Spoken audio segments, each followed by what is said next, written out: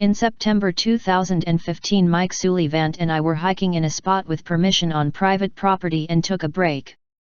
We stopped at the exact spot we had searched for years for something originally described to us by a now deceased friend. In a sandstone creek bottom were 4 large jar-shaped impressions. A fifth, heavily distorted one was found some 23 feet from these to the east at a later date.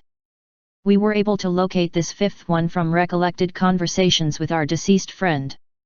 He believed these to be possible mold halves of Egyptian funerary jars, also known as canopic jars, due to their shape having been left by pre-Columbian travelers thousands of years ago.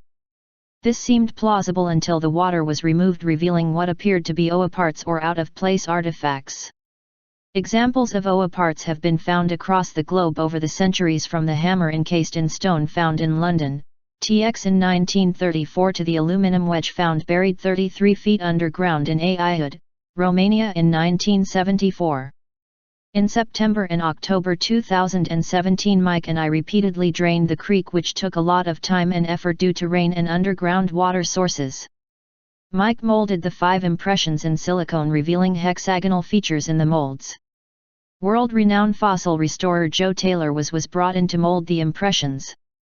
He molded the 4 major impressions and a potential part of another located slightly above and directly to the north of the 4.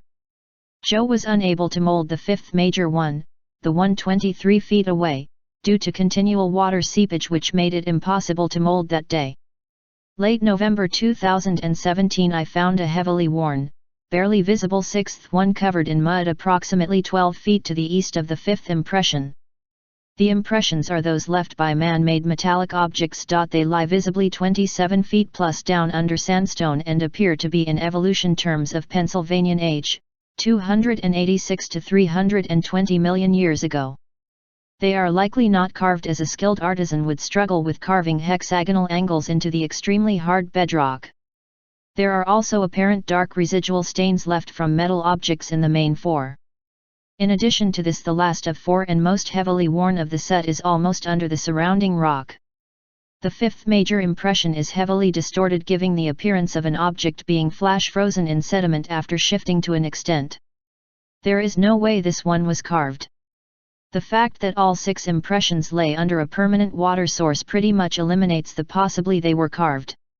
The biggest problem with the impressions is they appear to have been laid down at the same time as the surrounding rock strata, making them possibly hundreds of millions of years old on the evolutionary timetable.